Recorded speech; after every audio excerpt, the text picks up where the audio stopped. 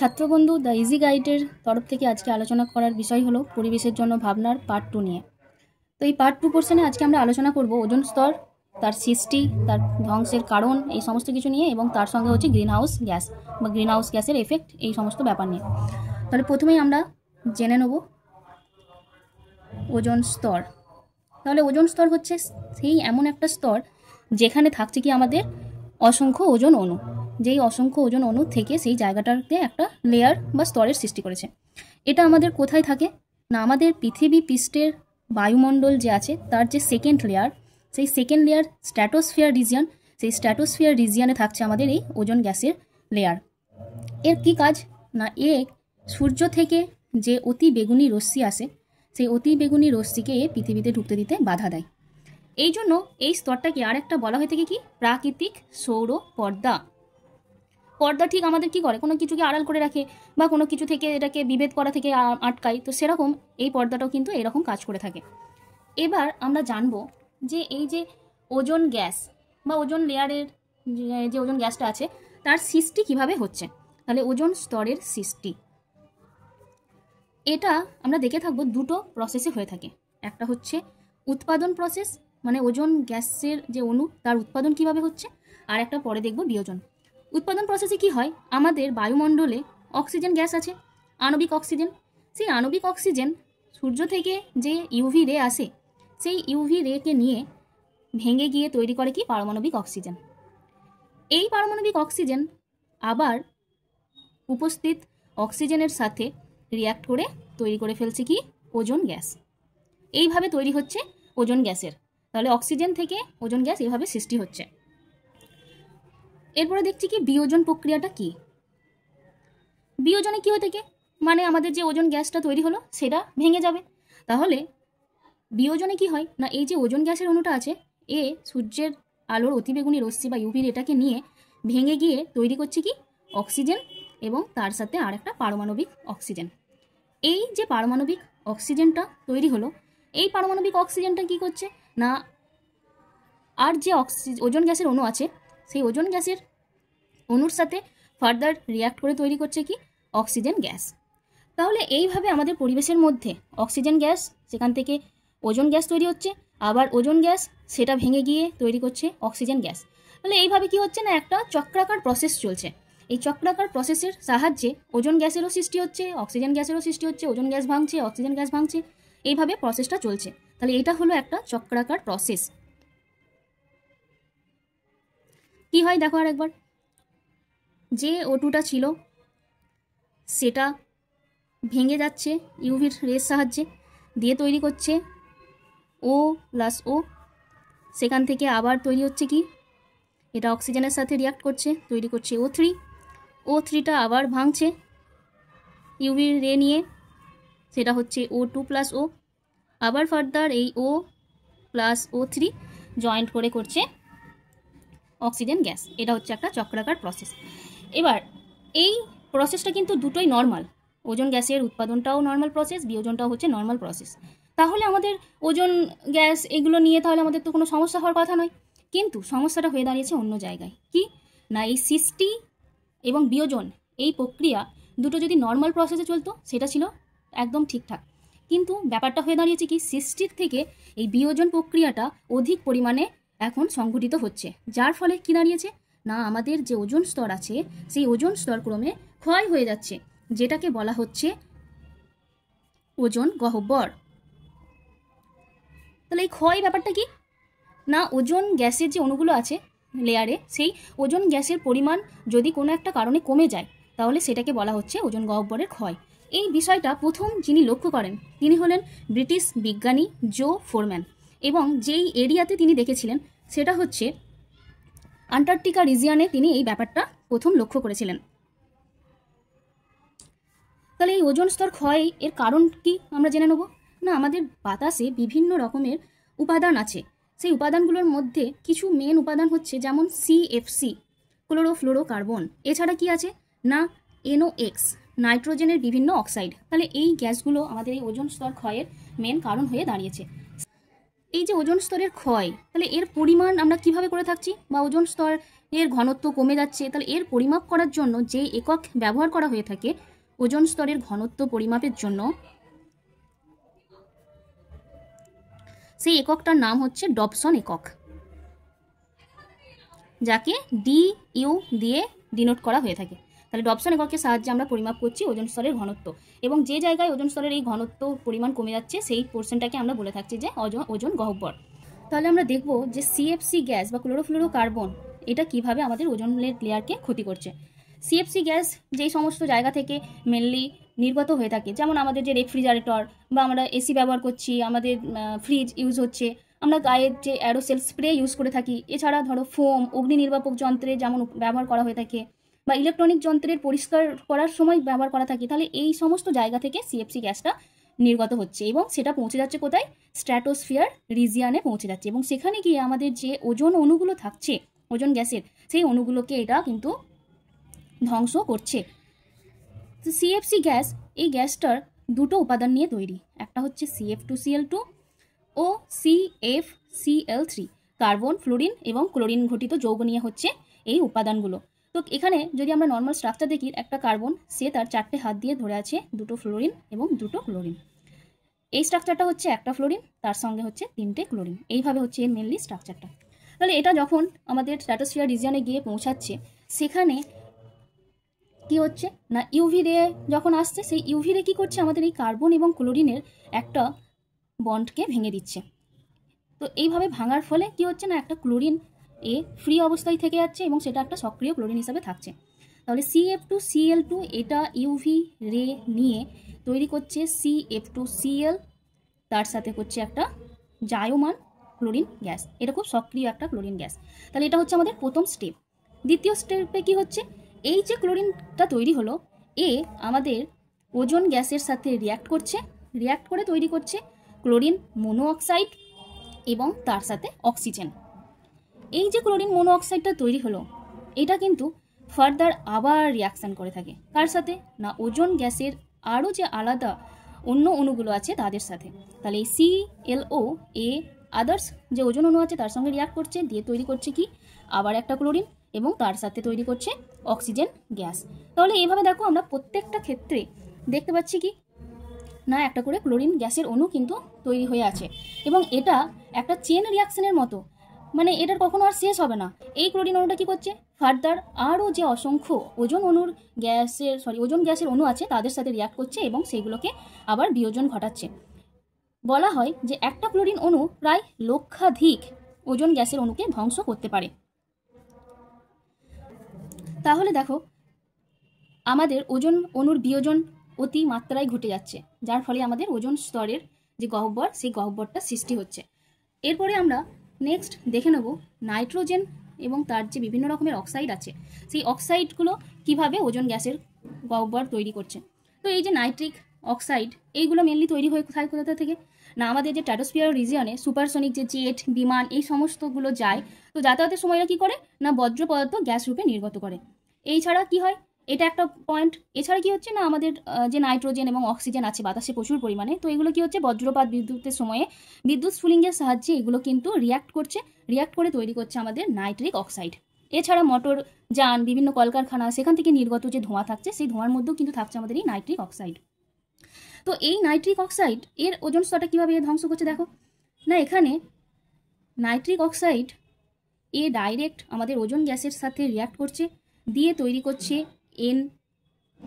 NO2, যাকে বলা হয়ে থাকে নাইট্রোজেন ডাইঅক্সাইড, এবং তার সঙ্গে তৈরি করছে কি অক্সিজেন। এই যে নাইট্রোজেন ডাইঅক্সাইড তৈরি হলো, এই নাইট্রোজেন ডাইঅক্সাইডটা আমাদের ইউভি রের সাহায্যে ওজোন গ্যাসের যে আমরা দেখলাম বিয়োজন প্রক্রিয়া, তো সেই সময় যে পারমাণবিক অক্সিজেন তৈরি হচ্ছে, সেই পারমাণবিক অক্সিজেনের সাথে এটা ফার্দার রিয়াক্ট করছে এবং রিয়াক্ট করে তৈরি করছে এগেন আর একটা নাইট্রিক অক্সাইড, এবং তার সাথে তৈরি করছে এটা কি অক্সিজেন গ্যাস। তাহলে এভাবে দেখো আমরা দেখতে পাচ্ছি যে আমাদের নাইট্রিক অক্সাইডেরও পরিমাণ কিন্তু রয়েই যাচ্ছে, এবং এ ফার্দার আরও ওজোন যে অণু আছে তার সাথে রিয়াকশানে যুক্ত হচ্ছে। তাহলে এটাও আরেকটা কিন্তু চেন প্রসেসে হয়ে যাচ্ছে। এবার আমরা দুটো জিনিস দেখলাম, CFC গ্যাস এবং নাইট্রিক অক্সাইড। তো এদের মধ্যে CFC গ্যাস দ্বারা ওজোন স্তর ক্ষতির পরিমাণটা হচ্ছে সবচেয়ে মারাত্মক এবং এর পরিমাণটা হচ্ছে সবচেয়ে বেশি। নাইট্রিক অক্সাইডের ক্ষেত্রে কিন্তু ক্ষতি করার পরিমাণটা। এবার আমরা দেখব এই যে ক্ষতি হলো ওজোন স্তরের, তার ফলে আমাদের যে প্রভাব পড়ছে সেইগুলো কিভাবে আমাদের পরিবেশ, মানুষ, আমাদের উদ্ভিদ তার সাথে এফেক্টেড হচ্ছে। তো মানুষের ক্ষেত্রে কি দেখো না, ওজোন স্তর যদি ক্ষতি হয়ে যায় তাহলে সেক্ষেত্রে আমাদের যে অতি বেগুনি রশ্মি আছে সূর্য থেকে যেটা আসছে, সেটা কি হচ্ছে না পৃথিবী পৃষ্ঠে এসে পৌঁছাচ্ছে, এবং তার ফলে কি হচ্ছে আমাদের মানুষের দেহে পড়ছে, সেখান থেকে আমাদের ক্যান্সার হচ্ছে, চোখে ছানি পড়া, ত্বক পুড়ে যাওয়া, এইরকম বিভিন্ন রকমের কিন্তু ক্ষতিকর প্রভাবগুলো মানুষের লাইফে হচ্ছে। উদ্ভিদের ক্ষেত্রে কি প্রভাব দেখো, উদ্ভিদের ক্ষেত্রে অতি বেগুনি রশ্মি আসার প্রভাবে একটা ক্ষতিকর প্রভাব দেখা যাচ্ছে, এবং যার ফলে দেখা যাচ্ছে সালোক সংশ্লেষ প্রসেসটা ব্যাহত হচ্ছে, এবং যার ফলে শস্য উৎপাদনের প্রক্রিয়া কমে যাচ্ছে, এবং আমাদের জীবজগতের বেঁচে থাকার জন্য মানে যে খাদ্য হচ্ছে তার যোগান কমে যাচ্ছে। তাহলে এইরকম বিভিন্ন কিন্তু প্রসেস দেখা যাচ্ছে এখানে কি ব্যাহত হচ্ছে। এছাড়া কি দেখা যায় না, উদ্ভিদের যে বিভিন্ন পার্ট আছে তার মধ্যে দেখা যায় যে পাতা বিবর্ণ হয়ে যাচ্ছে বা বীজের অঙ্কুরোদ্গম সেই সমস্ত কিছু হচ্ছে না। তাহলে এই সমস্ত প্রবলেমগুলো দেখা যাচ্ছে। বাড়িমণ্ডল, বাড়ি মানে হচ্ছে আমরা জানি জল, তাহলে বাড়িমণ্ডল এখানে মেনলি বলা হয়ে থাকে যেখানে মানে জলের পরিমাণটা সবচেয়ে আমাদের পৃথিবীতে যেই পোর্শনে বেশি, মেনলি সমুদ্র বা হচ্ছে মহাসমুদ্র। তো এই বাড়িমণ্ডলের ক্ষেত্রে এর এফেক্টটা কি না, সমুদ্র তলাতেও যেই সমস্ত প্রাণী বা উদ্ভিদ আছে তাদের উপরেও কিন্তু দেখা যাচ্ছে আমাদের এই ওজোন স্তরের ক্ষয়ের প্রভাব পড়ছে ডাইরেক্ট। তো সমুদ্রপৃষ্ঠে যে সমস্ত আমাদের উদ্ভিদরা থাকে তাদেরকে বলা হয়ে থাকে ফাইটোপ্ল্যাঙ্কটন। তো সেই ফাইটোপ্ল্যাঙ্কটনেরও কিন্তু সালোক সংশ্লেষ প্রক্রিয়া ব্যাহত হচ্ছে, এবং যার ফলে সমুদ্রের পৃষ্ঠের যে প্রাণীরা আছে তাদেরকে জুপ্ল্যাঙ্কটন বলা হয়ে থাকে, তারা কি হচ্ছে, তারাও এফেক্টেড হচ্ছে, তারাও খাবার পাচ্ছে না এবং তাদের জীবন সংশয় হয়ে দাঁড়াচ্ছে। এছাড়া আমরা দেখে নেব কি পরিবেশের উপর কিভাবে এর প্রভাবটা পড়ছে। তো ওজোন স্তর ক্ষয় হওয়া মানে অতিবেগুনি রশ্মি আসছে, যার ফলে কি হচ্ছে না আমাদের পৃথিবী পৃষ্ঠের উষ্ণতা ক্রমশ বেড়ে যাচ্ছে, এবং এই উষ্ণতা বাড়ার ফলে জলাশয়ের জল দ্রুত বাষ্পীভূত হচ্ছে, এবং যার ফলে দেখা যাচ্ছে কি জলবায়ুর পরিবর্তন ঘটছে, এবং বিভিন্ন সময়ে যে নিম্নচাপ বা এইরকম আমরা প্রসেসগুলো দেখে থাকি সেগুলো কিন্তু এর একটা এফেক্ট হিসাবে ধরা যেতে পারে। এছাড়া কি হচ্ছে আমাদের যে পৃথিবীর দু প্রান্তে মানে দক্ষিণ মেরু, উত্তর মেরু, এখানে যে বিশাল পরিমাণের বরফ আছে সেই বরফগুলো গলে যাচ্ছে, এবং গলে যাওয়ার ফলে বরফ গলা জল সমুদ্রতেই আসছে, এবং সেখানে কি হচ্ছে সমুদ্রের জলের যে উচ্চতা সেই উচ্চতাটাকে এরা আরও বাড়িয়ে তুলছে। এরকম বিভিন্ন রকমের পরিবেশের ক্ষেত্রে আমরা দেখছি যে পরিবেশের প্রাকৃতিক দুর্যোগ এই সমস্ত কিছু কিন্তু এর একটা প্রভাব হয়ে দাঁড়াচ্ছে। এছাড়া ইউভি রশ্মির উপস্থিতিতে কি হচ্ছে না বায়ুমণ্ডলে বিভিন্ন আলোক রাসায়নিক বিক্রিয়া হচ্ছে, আলোক রাসায়নিক বিক্রিয়া, যার ফলে কি হচ্ছে ধোঁয়াশা, মানে আমরা যে ধোঁয়াশা জানি চারিদিকে দেখতে পাওয়া যায় না এরকম ব্যাপার, তো সেই আলোক রাসায়নিক প্রক্রিয়া সেটাও কিন্তু এর প্রভাবে হয়ে থাকছে। এরপরে আমরা দেখে নেব আমাদের নেক্সট যেই পার্টটা, সেটা হচ্ছে গ্রিন হাউস এফেক্ট এবং বিশ্ব উষ্ণায়ন। এই গ্রিন হাউস এই কথাটা এটা কিভাবে ক্রিয়েট হলো সেটা আমরা আগে জানি। আমাদের যে সমস্ত পৃথিবীর মধ্যে যে সমস্ত অঞ্চলে উষ্ণতা অনেক কম থাকে, মানে মেনলি আমরা বলতে পারি কি মানে বরফের দেশ যেখানে মানে উত্তাপ খুবই কম, তাহলে সেখানে আমাদের গাছপালা জন্মাতে অনেকটা সেখানে জন্মানোর জন্য উপকূল পরিবেশ নেই। তো সেইখানে কি করা হয়, বিভিন্ন রকমের কাঁচের ঘর বানানো হয়, এবং এই ঘরগুলোর মধ্যে কি থাকে না বিভিন্ন গাছপালা থাকে। এই কাঁচের ঘরটার কাজ কি না, সূর্য থেকে যখন রশ্মি এসে পড়ছে কাঁচের ঘরের ওপরে এবং সেটা যখন ভেদ করে কাঁচের ঘরের মধ্যে ঢুকছে, এটা কিন্তু প্রতিফলিত হয়ে আর বাইরে যেতে পারছে না, এটা কাঁচের ঘরের মধ্যেই কিন্তু থেকে যাচ্ছে, যার ফলে কি হচ্ছে এই ঘরটার মধ্যে উত্তাপ বেড়ে যাচ্ছে, বাইরে যা টেম্পারেচার থাকছে তার থেকে কিন্তু এই ঘরটার মধ্যে টেম্পারেচারটা বেড়ে যাচ্ছে, এবং সেটা উত্তাপটা এই রিজিয়নের পার্টিকুলারলি বেড়ে থাকার জন্য কি হচ্ছে এখানে যে সমস্ত গাছপালাগুলো আছে সেগুলো খুব ভালোভাবে তাদের উপকূল পরিবেশ পাচ্ছে, এবং তারা মানে বৃদ্ধি পাচ্ছে বা তারা এখানে বড় হচ্ছে, এখানে জন্মাচ্ছে। তো এই ঠিক এই প্রসেসটাই আমাদের পৃথিবীর মধ্যেও কিন্তু হয়ে থাকে। কি আমাদের পৃথিবীতে সূর্য থেকে যে রশ্মিটা এসে পড়ে সেই রশ্মিটা কিন্তু কি করে পৃথিবী পৃষ্ঠে এসে প্রতিফলিত হয়ে কিন্তু আবার বাইরে বেরিয়ে যায়। তার ফলে কি হচ্ছে যদি এই রকম সিস্টেমটা চলতো তাহলে কি হতো আমাদের পৃথিবীতে কিন্তু কোনো জীবকুল সৃষ্টি হতো না, বা কোনো জীব বা উদ্ভিদ তার কোনো অস্তিত্ব থাকতো না, পৃথিবীর পৃষ্ঠে টেম্পারেচার হয়ে দাঁড়াতো -30°C। কেননা যে আলোটা আসছে হিটটা আসছে সেটা পুরো ডাইরেক্ট বেরিয়ে চলে যাচ্ছে, তাহলে পৃথিবী পৃষ্ঠকে উত্তপ্ত করতে পারছে না। কিন্তু এই প্রসেসটা হয় না। কি হয় এক্ষেত্রে না, আমাদের পৃথিবী পৃষ্ঠের চারিদিকে যে বায়ুমণ্ডলের লেয়ার আছে সেই বায়ুমণ্ডলের লেয়ারের মধ্যে বিভিন্ন উপাদান আছে গ্যাসের, সেই গ্যাসের উপাদানগুলো কি করে না সূর্য থেকে যে রশ্মিটা আসছে, ধরো এখানে এই গ্যাসের উপাদানগুলো আছে চারিদিকে ঘিরে, তো এরা কি করছে, সূর্য থেকে যে রেটা এসে পৃথিবী পৃষ্ঠে পড়ছে সেই রেটাকে এরা কি করে না এই সমস্ত গ্যাসীয় যে উপাদানগুলো আছে বা গ্যাসীয় অণুগুলো তারা কি করছে কিছুটা শোষণ করছে, এবং শোষণ করার পর সেটা আবার পুনরায় তারা কি করছে পৃথিবী পৃষ্ঠে প্রতিফলিত করে পাঠিয়ে দিচ্ছে পৃথিবী পৃষ্ঠে। এর ফলে কি দেখা যাচ্ছে না আমাদের পৃথিবী পৃষ্ঠের উষ্ণতাটা বাড়ছে এবং সেটা একটা নর্মাল টেম্পারেচারে গিয়ে দাঁড়াচ্ছে, এবং যেটা আমাদের জীবকুলের প্রাণের পক্ষে খুবই একটা উপকূল পরিবেশ। তো এই এফেক্টটাকেই বলা হচ্ছে কি গ্রিন হাউস এফেক্ট। যেহেতু এখানে আমাদের গ্রিন হাউস ঘরের মতো এফেক্টটা এই পৃথিবী পৃষ্ঠের চারিদিকেও হচ্ছে, এই জন্য এই এফেক্টটাকে বলা হচ্ছে গ্রিন হাউস এফেক্ট। এই যে আমরা গ্যাসীয় উপাদান বললাম যারা এই গ্রিন হাউস গ্যাসের জন্য মানে গ্রিন হাউস এফেক্টের জন্য দায়ী, সেই উপাদানগুলো কি কি না সেই উপাদানগুলোর মধ্যে আমরা দেখে নেবো কী কী আছে। যেমন কার্বন ডাই অক্সাইড আছে, মিথেন আছে, এছাড়া আছে কি chlorofluorocarbon, ozone gas, nitrous oxide, আর আছে কি জলীয় বাষ্প। এবার দেখে নেবো কি না এই সমস্ত যে গ্যাসের অণুর উপাদানগুলো আমরা পেলাম গ্রিন হাউস এফেক্টের ক্ষেত্রে কার অবদান কতটা। তো এখানের মধ্যে আমরা দেখব সবচেয়ে বেশি গ্রিন হাউস এফেক্ট ক্রিয়েট করার জন্য যেই গ্যাসটা দায়ী সেটা হচ্ছে আমাদের কার্বন ডাই অক্সাইড, যার পরিমাণ প্রায় হচ্ছে 50%। তাহলে এরপরে যেই গ্যাসগুলো আছে তাদের অবদান হচ্ছে মোটামুটি এর পরবে, যেমন হচ্ছে আমাদের মিথেন আছে, তারপরে আমাদের দাঁড়াচ্ছে কি সিএফসি গ্যাস, তারপরে হচ্ছে আমাদের ওজোন, নাইট্রাস অক্সাইড, এবং তার সাথে হচ্ছে জলীয় বাষ্প। তাহলে এইগুলোর ক্রম হলো এভাবে, তাহলে সবচেয়ে বেশি হচ্ছে কার্বন ডাই অক্সাইড, দেন এইগুলো। তাহলে বাতাসের উপাদানের এই উপাদানগুলো আমাদের গ্রিন হাউস গ্যাসের এফেক্টের জন্য দায়ী বা গ্রিন হাউস গ্যাসের এফেক্ট বানাচ্ছে। কিন্তু আমরা জানি আমাদের বাতাসে সবচেয়ে বেশি পরিমাণে কি আছে, নাইট্রোজেন গ্যাস এবং অক্সিজেন গ্যাস, কিন্তু এই দুটো গ্যাস কিন্তু আমাদের গ্রিন হাউস নয়। কেন না এই যে নাইট্রোজেন এবং অক্সিজেন গ্যাস আছে এরা কিন্তু সূর্য থেকে যে প্রতিফলিত রেটা আসছে এটা কিন্তু এরা শোষণ করতে পারে না। এরপর দেখবো এই যে গ্রিন হাউস এফেক্ট এইটা মানে এই এফেক্টটা ভালো না খারাপ। তাহলে এই নর্মাল এই গ্রিন হাউস এফেক্টটা কিন্তু আমাদের পরিবেশের জন্য খুবই উপকারী। গ্রিন হাউস এফেক্ট না থাকলে আমাদের পৃথিবীতে জীবকুলের কোনো সম্ভাবনাই থাকতো না। কিন্তু এখন হয়ে দাঁড়িয়েছে কি এই যে গ্রিন হাউস এফেক্টে নর্মাল যে পরিমাণের হিট আমাদের পৃথিবীর মধ্যে অ্যাবজর্ব হয় এখন হয়ে দাঁড়িয়েছে তার থেকে বেশি পরিমাণে গ্রিন হাউস এফেক্টের কারণে পৃথিবীতে হিট এসে দাঁড়া পড়ছে। তার কারণটা কি না গ্রিন হাউস এফেক্টের জন্য দায়ী যে সমস্ত গ্যাসগুলো আছে যেমন carbon dioxide, methane, CFC, ozone, okay, এই সমস্ত গ্যাসের পরিমাণ নর্মাল থাকলে আমাদের কোনো ক্ষতিকর প্রভাব ক্রিয়েট করে না, কিন্তু আমাদের মানব জাতির বিভিন্ন ক্রিয়াকলাপের ফলে এই সমস্ত গ্যাসের পরিমাণ প্রচুর পরিমাণে বেড়ে গেছে, যার ফলে কি হচ্ছে আমাদের পৃথিবীর চারিদিকে এই সমস্ত গ্যাস প্রচুর বেশি পরিমাণে থাকছে এবং তারা এই যে সূর্য থেকে যে রশ্মিটা আসছে যেইটুকুটা আমাদের পৃথিবী ক্ষেত্রে দরকার তার থেকে অধিক পরিমাণে রশ্মিকে এরা আটক করে পৃথিবী পৃষ্ঠের উত্তাপ বাড়িয়ে দিচ্ছে, যেই প্রক্রিয়াটাকেই বলা হচ্ছে কি বা ঘটনাটাকেই বলা হচ্ছে বিশ্ব উষ্ণায়ন। তাহলে এই গ্রিন হাউস গ্যাসগুলোর প্রভাবে উষ্ণতা চারিদিকে বৃদ্ধি পাচ্ছে এবং উষ্ণতা বৃদ্ধির ফলে পৃথিবী পৃষ্ঠের উত্তাপ বেড়ে যাচ্ছে। এই উত্তাপ বৃদ্ধির জন্য আমাদের পৃথিবী যতটা উত্তাপ হওয়ার কথা, টেম্পারেচার থাকার কথা, তার থেকে কিন্তু বেশি পরিমাণে বেড়ে যাচ্ছে। এই প্রভাবটাকেই বলা হচ্ছে কি বিশ্ব উষ্ণায়ন। তাহলে এই বিশ্ব উষ্ণায়নের ফলে কি হচ্ছে না বিশ্ব উষ্ণায়নের ফলে আমাদের পৃথিবীর টেম্পারেচার প্রায় 2 থেকে 4 ডিগ্রি অবধি বেড়ে যাচ্ছে। উত্তাপ বাড়লে আমরা জানি মেরুপ্রদেশের যে বরফ আছে সেগুলো গলে জলে পরিণত হচ্ছে এবং তার ফলে সমুদ্রের পৃষ্ঠের হাইট বেড়ে যাচ্ছে এবং সমুদ্রের উপকূলবর্তী যে সমস্ত আমাদের অঞ্চলগুলো আছে সেগুলো জলের তলায় চলে যাচ্ছে। এছাড়া কি হচ্ছে না পৃথিবীর টেম্পারেচার প্রচুর পরিমাণে বেড়ে যাওয়ার জন্য আমাদের বহু পতঙ্গ, পাখি এগুলো কি হচ্ছে বিলুপ্ত হয়ে যাচ্ছে, বাস্তুতন্ত্র নষ্ট হয়ে যাচ্ছে।